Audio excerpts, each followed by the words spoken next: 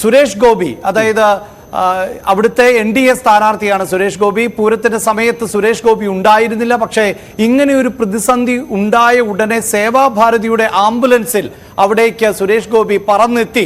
അതിൽ ദുരൂഹതയുണ്ട് എന്നുകൂടിയാണല്ലോ ഇപ്പോൾ കെ മുരളീധരൻ പറയുന്നത്.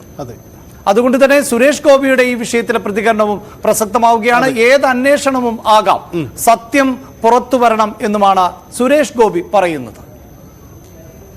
അനാവശ്യ ന്യായങ്ങളൊക്കെ പറഞ്ഞ് ആൾക്കാരെ തല്ലിയത് വരെ ആദ്യത്തെ ചരിത്രമാണല്ലേ.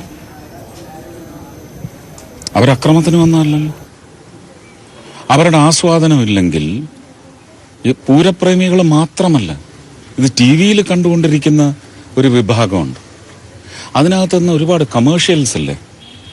ആ കമേഴ്ഷ്യൽ ശൃംഖലയോട് നിങ്ങൾ TV ചാനലുകൾ എന്ത് ഉത്തരം പറയും? ഇതെല്ലാം ബിസിനസ് അല്ലേ.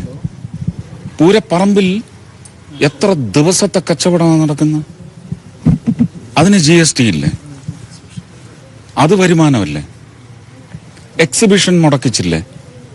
ഇതുവരെ സംഭവിച്ചിട്ടുണ്ടോ അങ്ങനെ? സ്റ്റോള് പൂട്ടിച്ചില്ലേ? അറിഞ്ഞോ നിങ്ങൾ?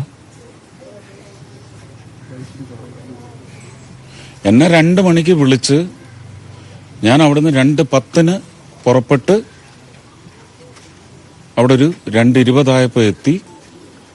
എന്നെ 3/4 മണിക്കൂർ ബ്ലോക്ക് ചെയ്തിട്ട് ഞാൻ ആരെയൊക്കെ വിളിക്കണോ അവരെല്ലാം വിളിച്ച് കെഞ്ചിയതാണ്.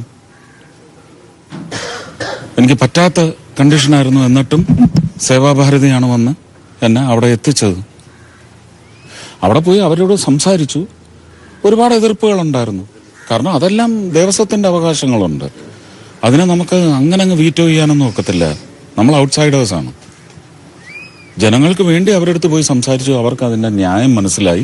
അവര് വെടിക്കെട്ട് പകലായാലും നടത്താനങ്ങ് തീരുമാനിച്ചു. വൈകുന്നേരത്തേക്ക് പെർമിഷൻ ചോദിച്ചാണ്. ഗൂഢാലോചനയെന്ന് ഞാൻ വീണ്ടും വീണ്ടും പറയുന്നത്.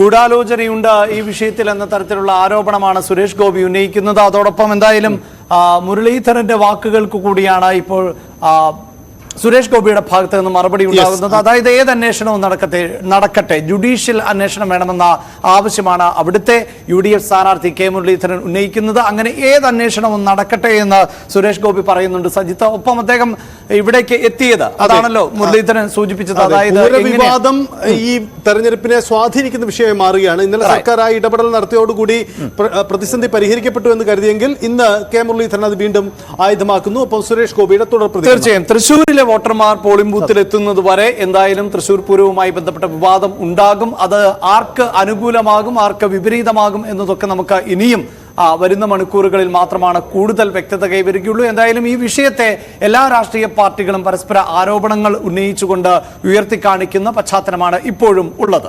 ഒപ്പം